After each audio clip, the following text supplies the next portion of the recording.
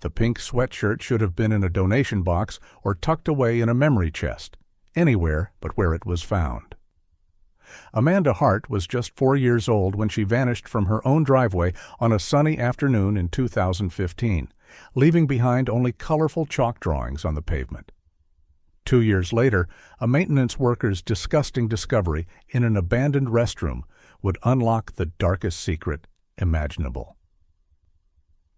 It was the kind of May afternoon that felt like a promise. In the quiet, tree-lined suburbs of Portland, Oregon, the sun cast long, warm shadows across manicured lawns, and the air smelled of cut grass and blooming rhododendrons.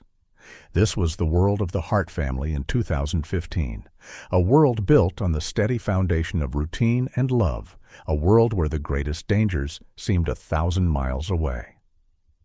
Rodney Hart was an accountant, a man of quiet habits and gentle smiles.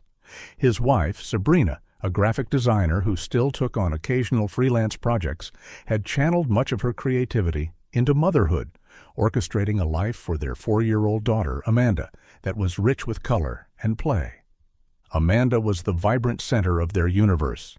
A whirlwind of blonde pigtails and boundless energy, she possessed a curiosity that turned their small backyard into an uncharted wilderness and their driveway into a sprawling canvas.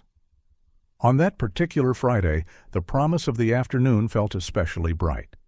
As she would later recount to investigators, her voice hollowed by a grief that was still just a terrifying premonition, Sabrina had decided to do something special. She pulled out her small kit of face paints, a remnant from a long-ago Halloween, and sat with Amanda on the living room floor. With delicate strokes, she transformed her daughter's face. Simple black lines bloomed into whiskers on Amanda's rosy cheeks, and a small dark circle on the tip of her nose completed the look. Amanda giggled, scrunching her nose and pretending to be a cat. It was a perfect, fleeting moment of domestic joy. Sabrina, wanting to capture it, grabbed her phone and snapped a photo. The image was casual, slightly blurry, but it held the essence of the afternoon. Amanda, beaming, her blue eyes crinkling at the corners, her favorite pink long-sleeved sweatshirt, a soft splash of color against the brown of the family sofa. It was a photo like any other a mother might take, a digital slip of memory to be filed away. No one could have known it would become a relic, the last image of Amanda Hart, before the world tilted off its axis. "Go play in the driveway with your chalk," Sabrina told her, ruffling her hair. "Mommy's going to start dinner. I'll be out in a little bit to check on you." Amanda scampered out the front door, her small sneakers slapping against the concrete. Sabrina went into the kitchen to begin her dinner preparations, her eyes often drifting to the window that overlooked the driveway, where she could see Amanda happily drawing. Just as she was washing some vegetables, her phone rang. It was the client she'd been expecting, calling to discuss a set of brochure proofs.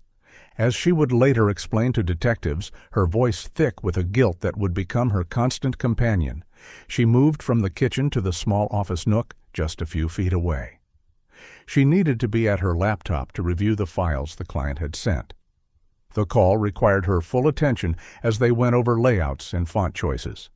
The conversation lasted only a few minutes, but for that brief period, her focus was entirely on the screen in front of her and the voice on the phone.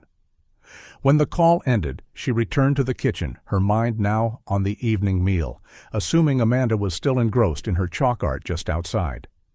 20 minutes later, the familiar sound of Rodney's Subaru pulling into the driveway signaled the end of the work week. He was tired, but looking forward to the weekend, to the easy comfort of home.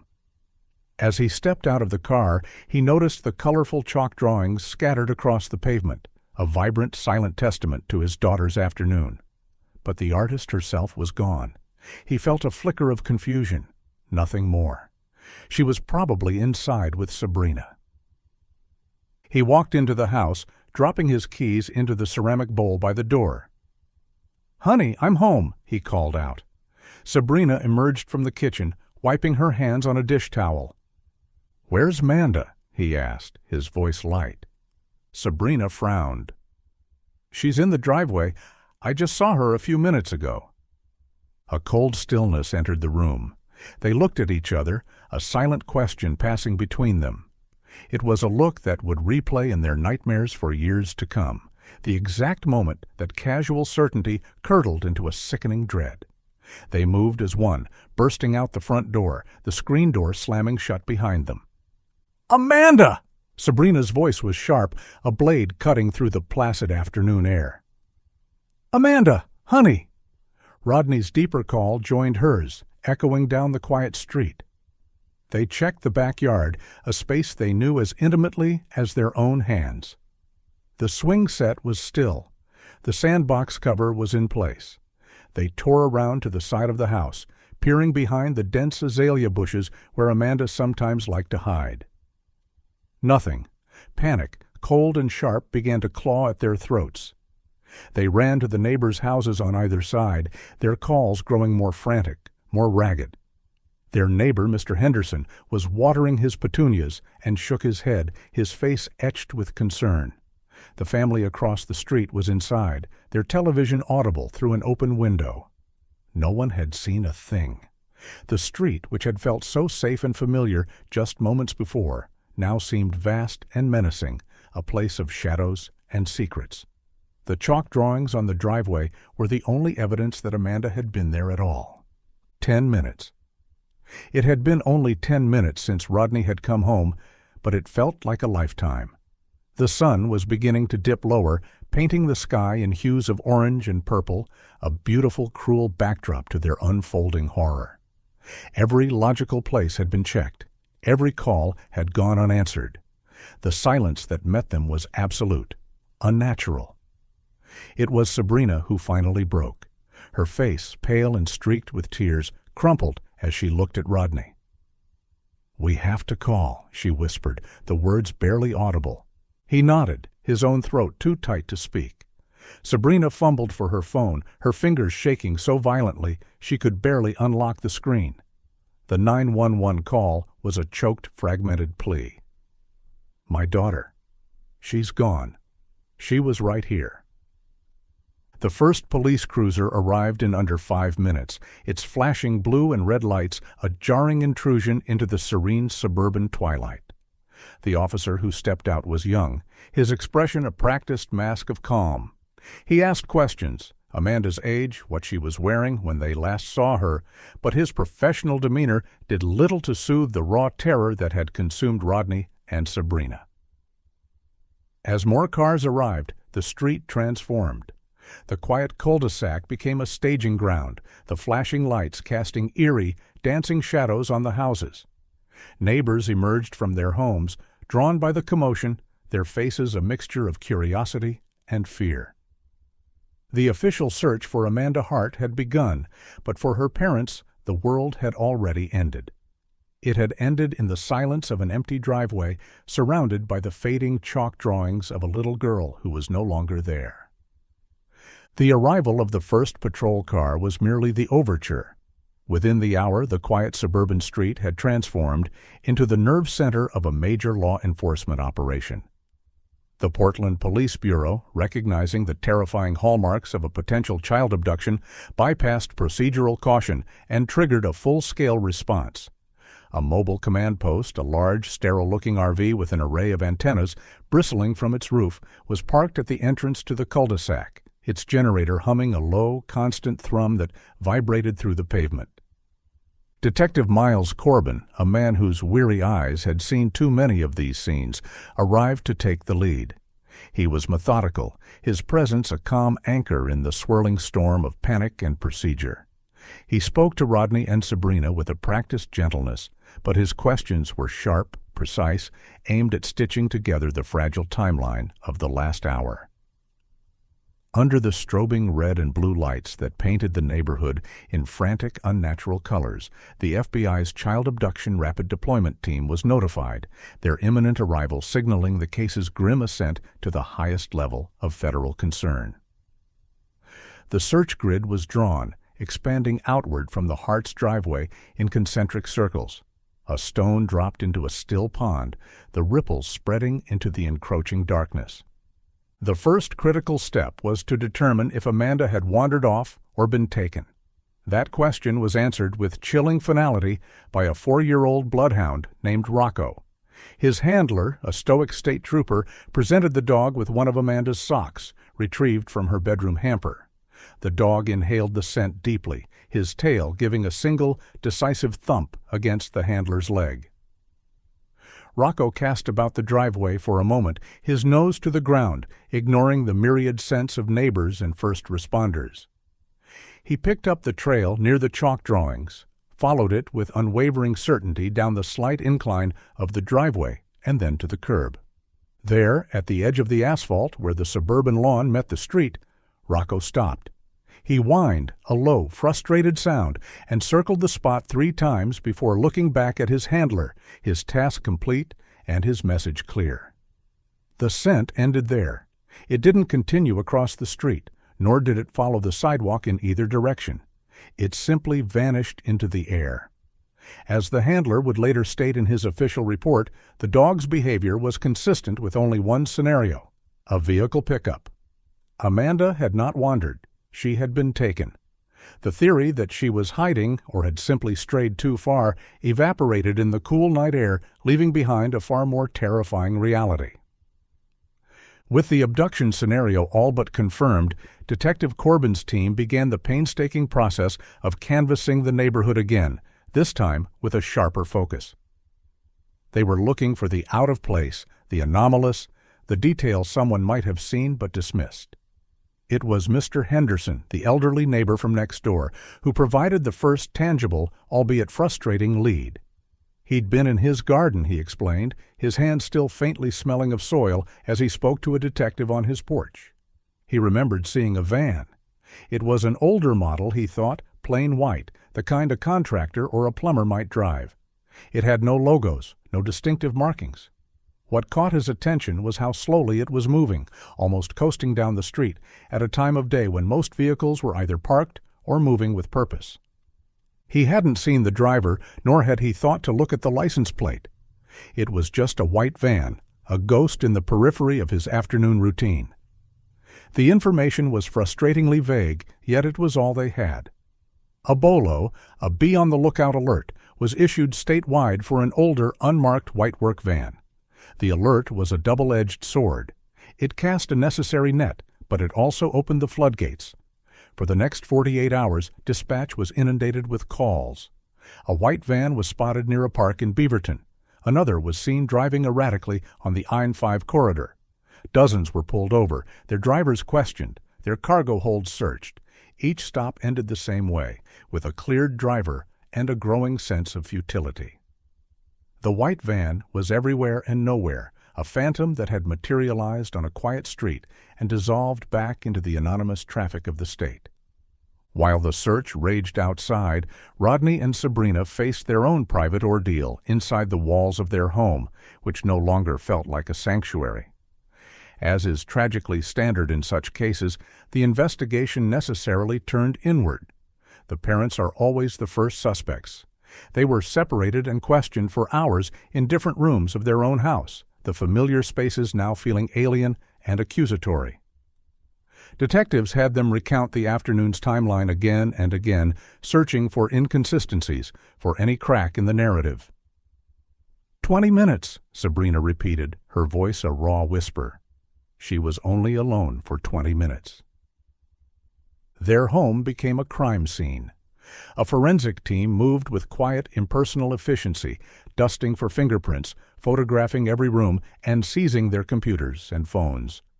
It was a violation layered on top of their trauma, a procedural stripping away of their privacy at the moment they felt most vulnerable. While Detective Corbin and his team privately cleared them of any involvement within the first day, the court of public opinion was far less discerning. News reports, hungry for an angle, framed the story with carefully chosen words. Headlines asked how a child could vanish from her own driveway. Pundits on cable news debated the 20-minute window, their speculation casting a subtle but persistent shadow of suspicion over the grieving parents. For Rodney and Sabrina, it was a secondary torment, a public judgment that compounded their private hell. The photo Sabrina had taken, Amanda's bright, smiling face, the playful cat whiskers painted on her cheeks, became the face of the search. It was a perfect, heartbreaking image, capturing an innocence that now felt impossibly fragile. It was everywhere, on flyers taped to lampposts, on the screens of gas station pumps, on massive digital billboards overlooking the freeways. The city of Portland, and soon the entire state, was papered with Amanda's smile. The image resonated deeply, a symbol of every parent's worst fear. A wave of community support swelled in response. Local print shops produced thousands of flyers for free. Volunteers, many of them parents who saw their own children in Amanda's eyes, organized their own search parties, combing through the dense green belts of Forest Park and the sprawling industrial parks along the Columbia River. They searched with a desperate, hopeful energy, calling Amanda's name into the woods and under bridges, as if their collective will could somehow pierce the silence and bring her home. A week after Amanda's disappearance, with the search yielding nothing but dead ends and exhaustion, a call came into the tip line that sent a jolt of electricity through the command post.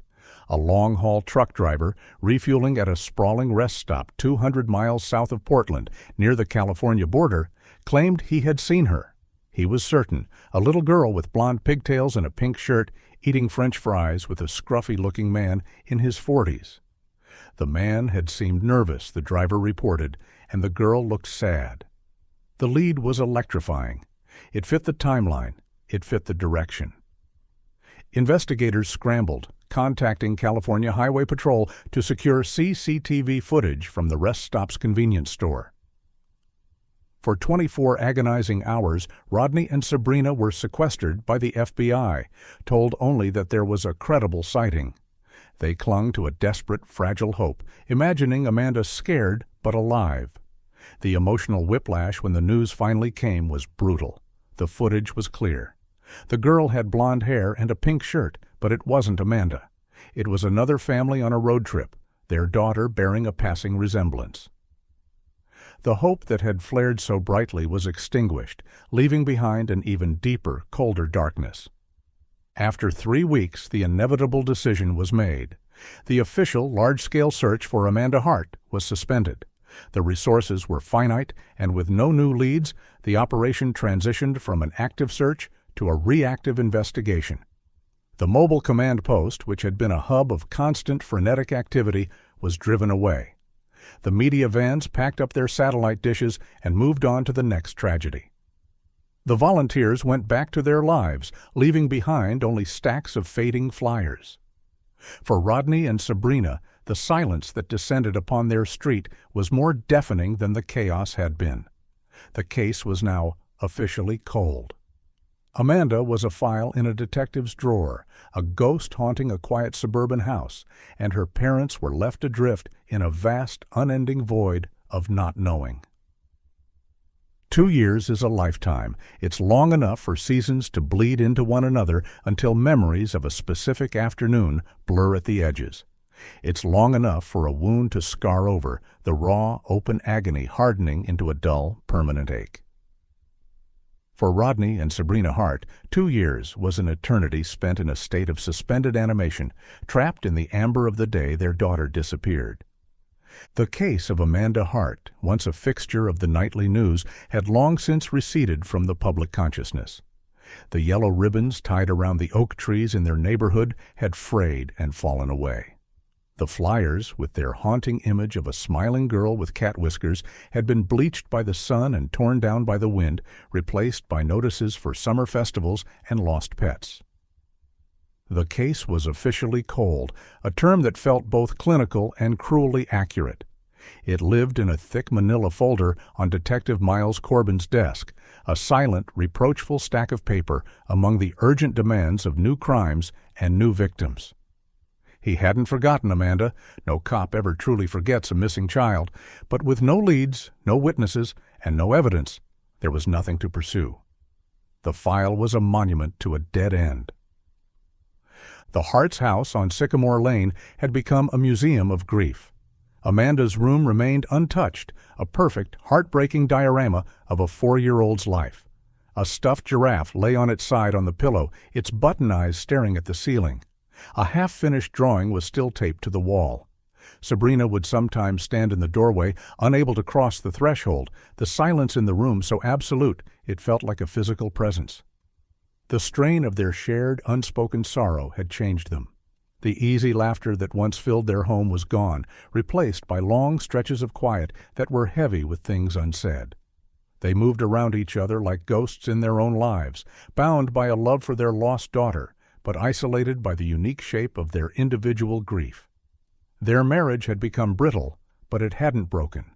It was held together by a single, shared mission: to keep Amanda's memory alive.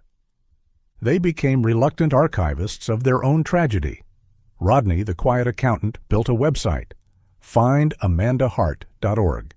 Sabrina, the former designer, ran the Facebook page. Every day she would post. Sometimes it was a new plea for information, sometimes an old photo of Amanda at the beach or on a swing set. On Amanda's 5th birthday and then her 6th, Sabrina posted the picture of her with the cat whisker face paint, the last photo ever taken. The caption was always the same: 2 years without your smile. We will never stop looking. We love you, Amanda. The page had thousands of followers, a digital community of strangers who offered prayers and shared the posts, their clicks and comments a faint but constant chorus against the overwhelming silence. While the official investigation lay dormant, Amanda's case thrived in the shadowy corners of the Internet. In the digital world, cold cases never die. They are endlessly dissected, debated, and theorized over. On forums with names like Unresolved Mysteries and the Cold Case Collective, Amanda's story became a puzzle to be solved. Anonymous users, armed with Google Maps and public records, became armchair detectives. They analyzed the 20-minute window, debated the reliability of the elderly neighbor's testimony about the white van, and constructed elaborate theories.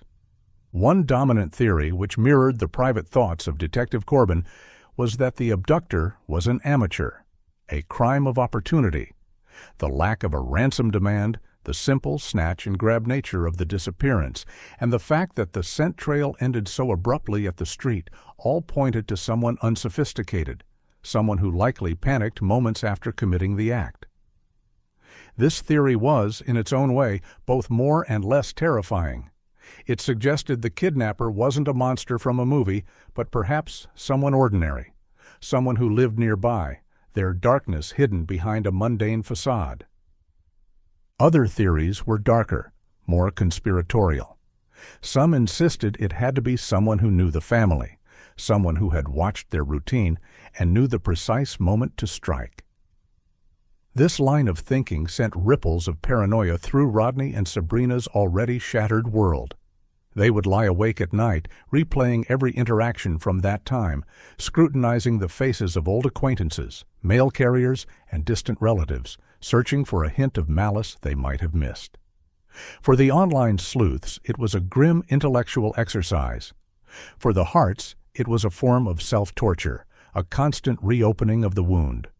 They monitored the forums, caught in a painful limbo between the desperate hope that a stranger might uncover a missed clue and the agony of seeing their daughter's life reduced to a collection of speculative bullet points.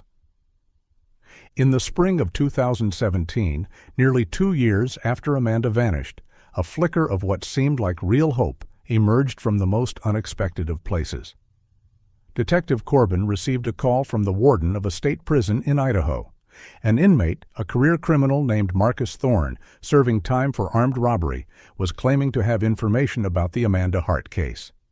He said his former cellmate had confessed to the abduction and had told him where the girl's body was buried. In exchange for the information, Thorne wanted to negotiate a deal for a reduced sentence. A jolt of adrenaline shot through the cold case. False leads were common, especially from prison informants looking for leverage, but every claim had to be investigated. The news was delivered to Rodney and Sabrina with extreme caution. Corbin was careful not to give them false hope, but the very possibility, after 2 years of nothing, was a powerful, terrifying drug. They waited in an agony of suspense as 2 detectives were dispatched to Idaho to interview Thorne. For a week, the Harts lived on the edge of a knife. Thorne's story, at first, seemed plausible.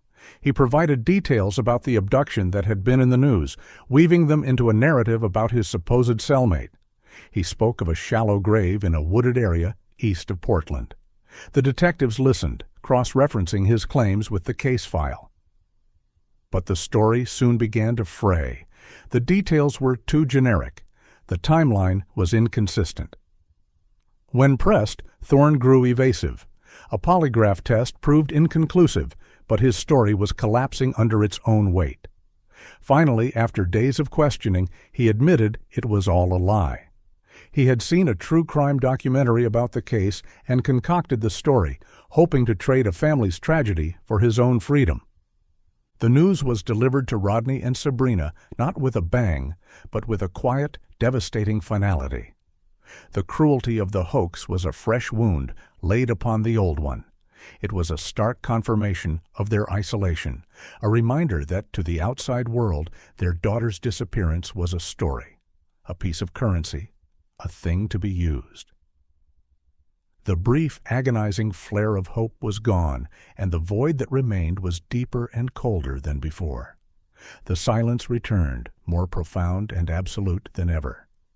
The catalyst for change often arrives not as a thunderclap, but as a quiet observation in an overlooked place.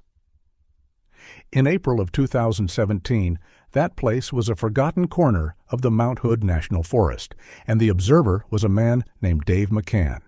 At 58, Dave was a man who had made a career out of solitude. As a seasonal maintenance worker for the Oregon Parks and Recreation Department, his job was to patrol the vast, rugged landscapes of the forest, checking on the remote facilities that dotted the wilderness long before the summer crowds arrived. He was a man of few words, more comfortable with the sigh of wind through pine trees than with human conversation. His face was weathered by years of sun and wind, and his hands were calloused from a lifetime of practical work. His route that week took him down a series of gravel service roads that snaked deep into the forest, paths that were rarely traveled by anyone other than park staff and the occasional adventurous hunter. He was tasked with inspecting the park's more primitive assets, trailhead signs, picnic tables, and the old Spartan restrooms that were relics of a bygone era of park design. It was on a Tuesday morning, under a sky the color of washed-out denim, that he pulled his dusty Green Parks Department truck up to one such facility. It was little more than a concrete blockhouse, half swallowed by overgrown salal bushes, miles from any designated campground. The air here was different, heavy, still, and smelling of damp earth and decay. Few people ever came this far. Inside, the restroom was cold and grim. The walls were stained with mildew, and the air was thick with the stench of neglect. The facility contained a single archaic piece of plumbing, a white porcelain squat toilet, set flush with the tiled floor. It was a design rarely seen anymore, a holdover from the 1960s. And it was completely clogged. A pool of stagnant, murky water had backed up, spilling over the porcelain lip and onto the grimy floor. Dave let out a weary sigh, the sound echoing flatly in the concrete chamber. Vandals, he thought, or just carelessness. It was a familiar problem in these remote outposts. He retrieved his tools from the truck, a long, heavy-duty plumber's snake and a pair of thick rubber gloves. Kneeling on the damp floor, he began the unpleasant task of clearing the blockage. He fed the snake into the drain, twisting and pushing, but it met a soft, unyielding resistance. It wasn't the usual wad of paper towels or a plastic bottle. It felt dense, fibrous. After several minutes of fruitless effort, he switched tactics. He reached for a long, hooked rod he used for dislodging larger debris. Reaching deep into the drain hole, he felt the hook catch on something substantial.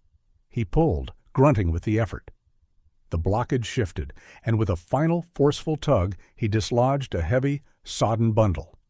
It came free with a sickening slurp, trailing murky water as he dragged it onto the tiled floor. At first, it was just a formless, dripping mass. But as Dave began to untangle it with the end of the rod, the colors started to emerge from beneath the grime. A pale, sickly pink. A muted, washed-out blue. He realized with a jolt that it was clothing. He used the rod to carefully unfurl the largest piece. It was a small, long-sleeve sweatshirt, its pink fabric now faded and discolored from its long immersion. Beneath it was a pair of what looked like children's blue shorts. The sight was unsettling enough, but it was the final discovery that made the hairs on Dave's arms stand on end. Wrapped tightly inside the sweatshirt, as if it had been deliberately placed there to add weight and ensure it sank, was a tiny pair of girls' underwear. The deliberate nature of the bundle was what struck him as profoundly wrong. This wasn't an accident. This was an act of concealment, a desperate and sinister attempt to dispose of something. The items were clearly a child's, and the image of them being methodically stuffed down a toilet in this desolate, forgotten place sent a chill down his spine. He stood up, backing away from the pathetic, dripping pile on the floor, his mind racing. He was a man who kept to himself, who didn't follow the news closely, but even he had caught wind of it somewhere along the way. A little girl, a pink shirt, a disappearance that had gripped the state. The memory was hazy, a fragment from a headline seen years ago, but it was there, nagging at the edge of his consciousness. He looked at the faded pink sweatshirt again. Something clicked. He knew he couldn't just throw this away. This was something more. He walked back to his truck, his boots leaving wet prints on the dusty ground. He sat in the driver's seat for a long moment, the silence of the forest pressing in on him. Then he picked up his official radio and called the county sheriff's office. A deputy, a young man named Peterson, responded to the call. He drove the long, winding service road, his patrol car kicking up a plume of dust. When he arrived, Dave was waiting for him by the restroom, his face grim. Peterson was initially unimpressed, expecting a routine report of vandalism.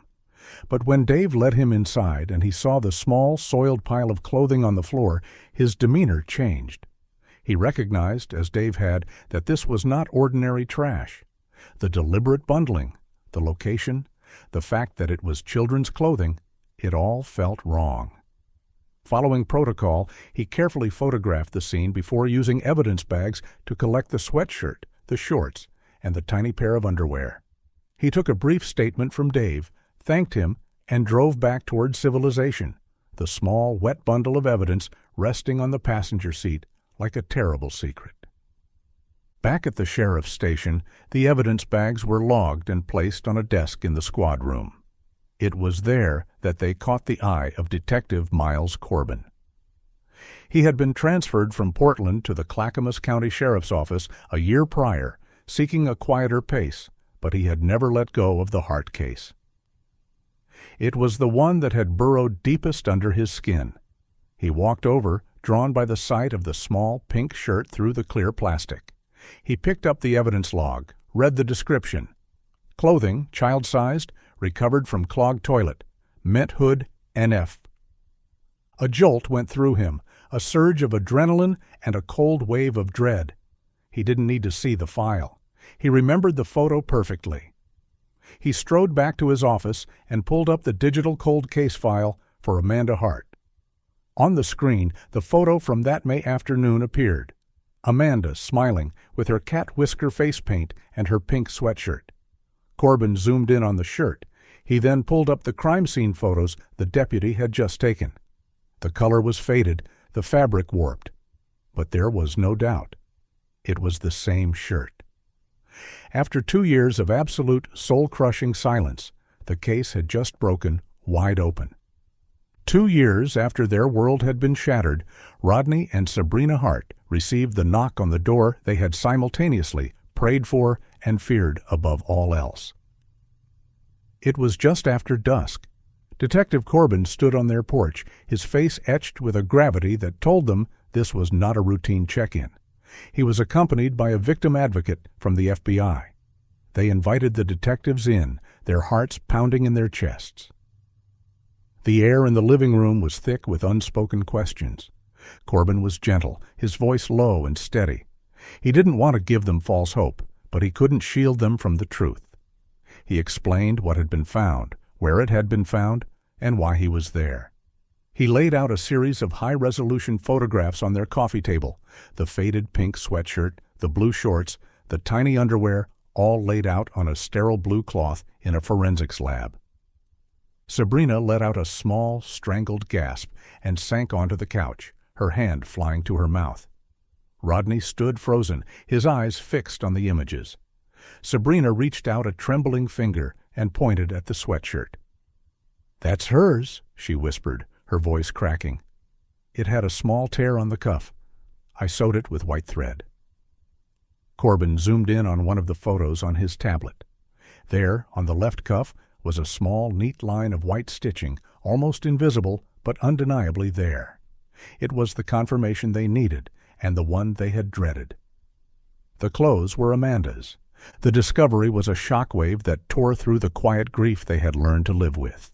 The cold case was instantly, violently active again. The fragile piece they had constructed over 2 years was obliterated, and they were thrown back into the maelstrom of uncertain hope and profound, terrifying fear. Their daughter, who had existed for 2 years as a ghost in a photograph, was suddenly real again, her presence tangible in the form of a few pieces of faded, waterlogged cloth pulled from a toilet in the middle of a dark forest. The silence had been broken, but the sound that replaced it was the thunderous, terrifying beat of a case that was no longer cold. The forensic confirmation that the clothes belonged to Amanda Hart acted like a defibrillator on the heart of the cold case.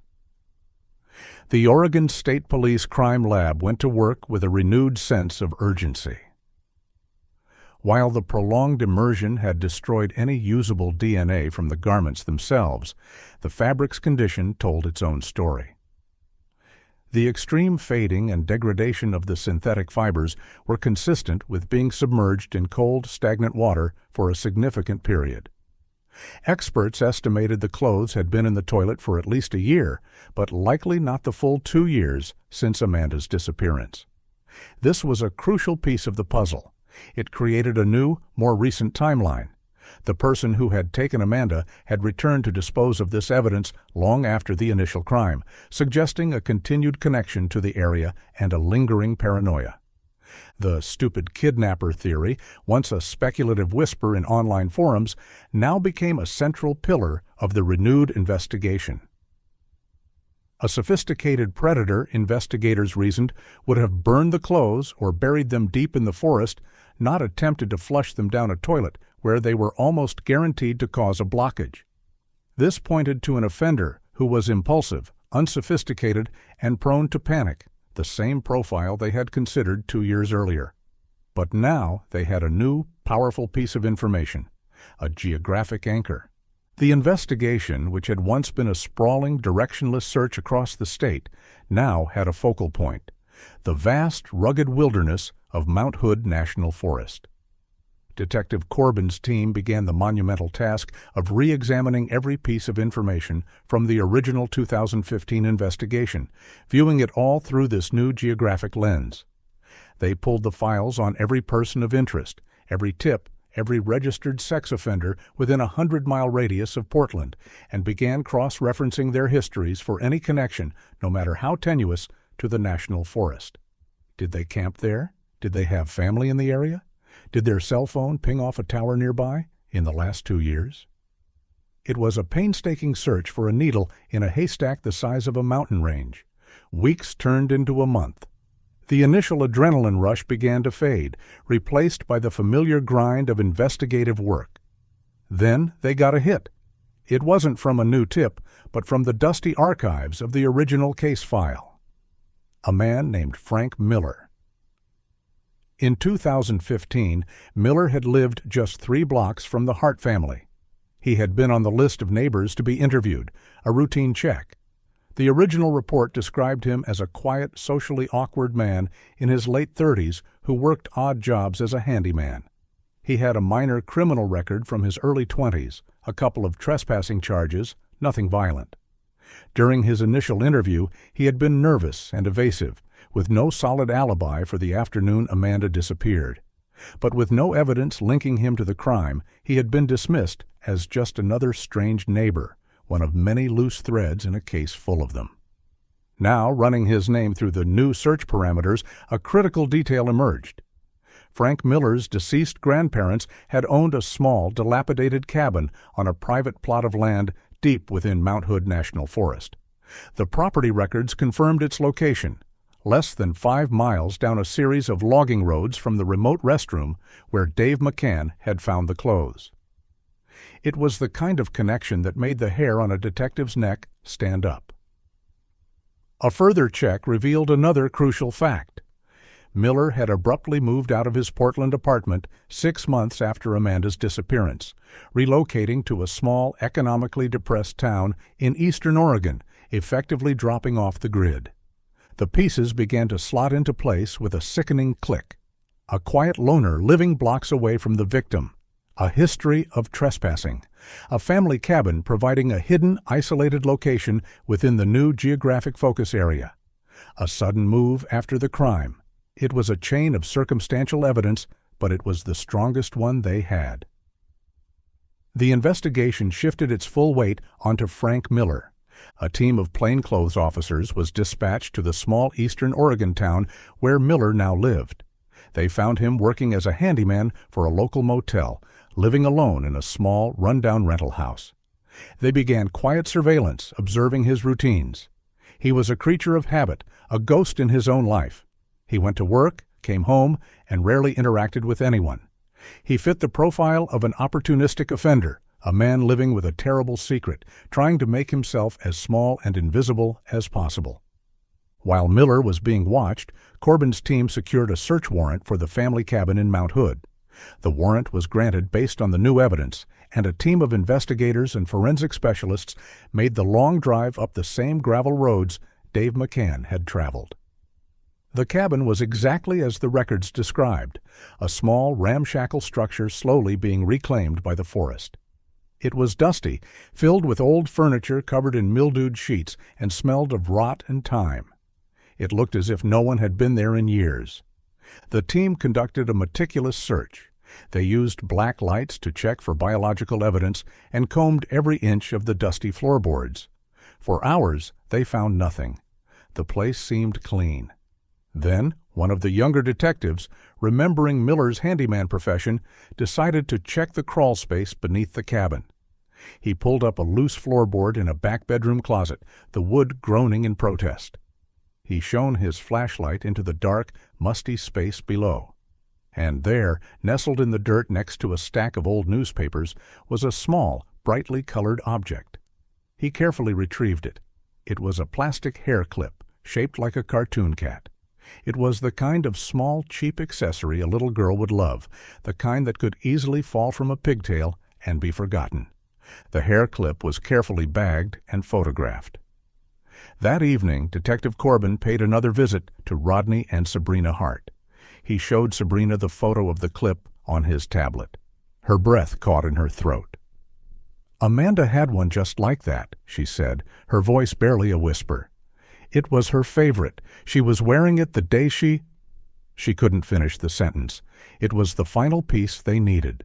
The arrest was swift and silent. The next morning, as Frank Miller was leaving his house for work, 2 unmarked cars boxed in his pickup truck at the end of his driveway. He offered no resistance, his face a mask of pale, dawning horror. He knew why they were there. In the sterile gray interrogation room back in Portland, Miller's composure crumbled almost immediately. He was not a hardened criminal capable of withstanding the psychological pressure of a murder investigation. He was a weak, frightened man who had been living in terror for 2 years. He started with denials, his voice thin and reedy. He hadn't seen Amanda. He didn't know anything, but the detectives were patient. They laid out the evidence, piece by piece, on the metal table between them.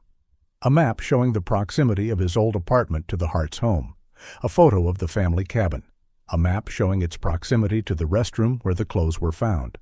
And finally, a large, glossy photograph of the small, cat-shaped hair clip. When he saw the hair clip, something inside Frank Miller broke. A low, guttural sob escaped his lips. He slumped forward in his chair, his head in his hands, and the confession began to pour out of him, a torrent of shame, fear, and horrific detail. It was an impulse, he said, a dark thought that had flickered in his mind and, on that sunny afternoon, had flared into an unstoppable urge. He saw Amanda playing alone in the driveway, so small and vulnerable. He didn't plan it. He just did it. He pulled his van over, scooped her up before she could even scream, and drove. He drove to the one place he knew no one would ever look, the old family cabin in the mountains. He recounted the next 2 days in a choked, fragmented narrative. He had kept her in the cabin, confused and terrified himself by what he had done. He saw the news reports on a small, battery-powered television, saw Amanda's smiling face on the screen, and the panic escalated. He admitted to assaulting her. On the second day, she tried to run. She got out the cabin door and started screaming. He chased her, tackled her, and put his hand over her mouth to silence her. In his terror of being caught, he held on too long. He didn't mean to kill her, he insisted, his sobs now racking his body. It was an accident. He just wanted her to be quiet. After she was dead, he buried her body in a shallow grave deep in the forest, a place he knew from his childhood. He kept her clothes, hiding them in the cabin, a terrible, secret souvenir. A year later, consumed by paranoia that someone might stumble upon the cabin and find some trace of what he'd done, he drove back up to the mountains. He retrieved the clothes, intending to bury them as well, but couldn't bring himself to go back to the gravesite. Instead, he drove to the remote restroom, a place he knew was rarely used, and tried to flush them away, a final foolish act of a panicked and guilty mind. The confession was complete. Frank Miller agreed to lead the investigators to where he had buried Amanda. The next morning, a solemn procession of law enforcement vehicles made its way deep into the forest. Miller, shackled and wearing an orange jumpsuit, led them through the dense undergrowth until he stopped at a large, moss-covered fallen log. "There," he whispered, pointing to a patch of disturbed earth. The recovery team went to work with shovels and brushes. It didn't take long. They found Amanda's remains, bringing a final devastating end to a 2-year search. The news was delivered to Rodney and Sabrina, a confirmation that closed the door on hope and opened a new, deeper chamber of grief. Their daughter had been found, but she was never coming home. The trial of Frank Miller was a somber, procedural affair that stood in stark contrast to the raw, chaotic emotion of the preceding 2 years. The courtroom was packed every day with reporters, members of the community who had volunteered in the search, and the hollow-eyed figures of Rodney and Sabrina Hart, who sat in the front row, a silent, unmovable presence.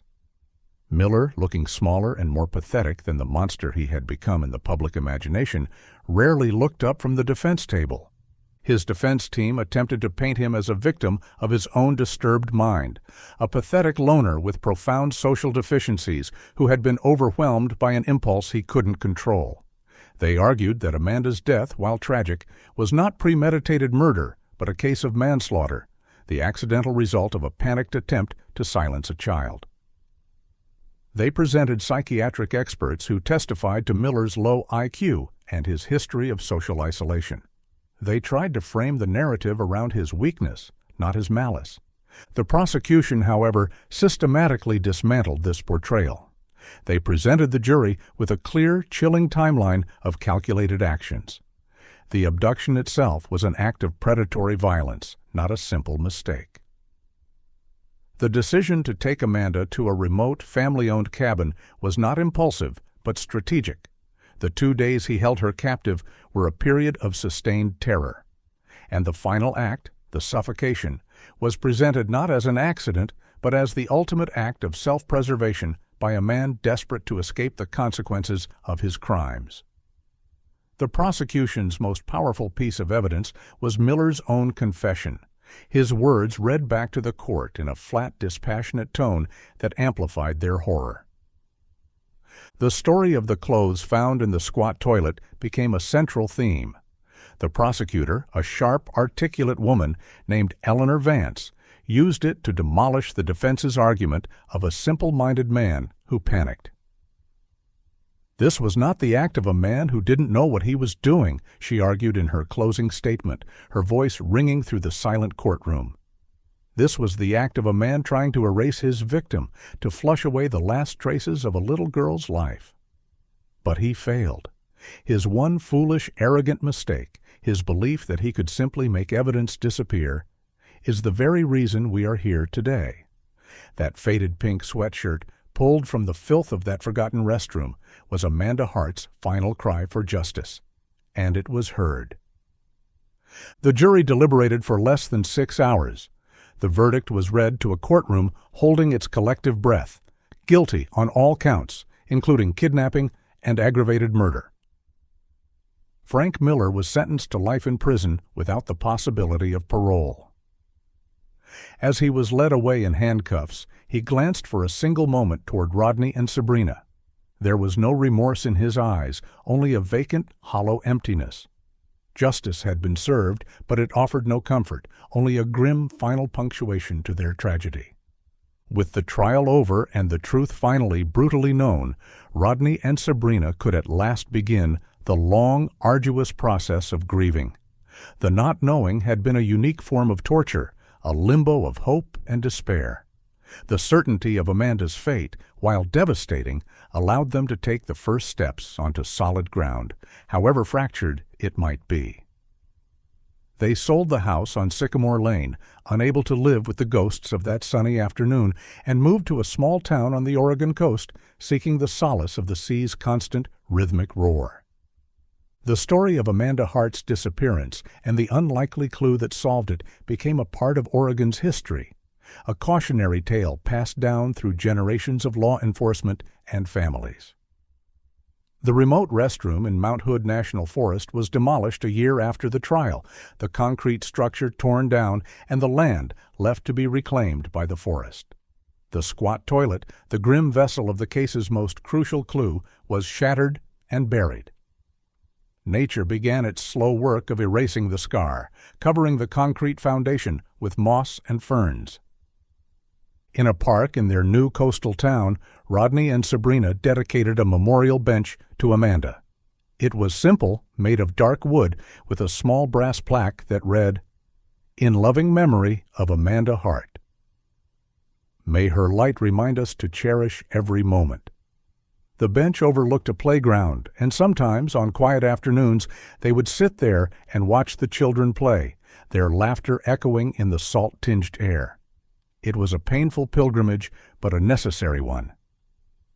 They were bearing witness to the life that continued, the life their daughter would never have. The sound of the children's joy didn't erase their sorrow, but it existed alongside it, a reminder that even after the most profound loss, the world keeps turning, and innocence, somewhere, still exists. The case was closed, the monster was caged, but the silence Amanda left behind would linger forever, a quiet space in their hearts where a little girl's laughter used to be.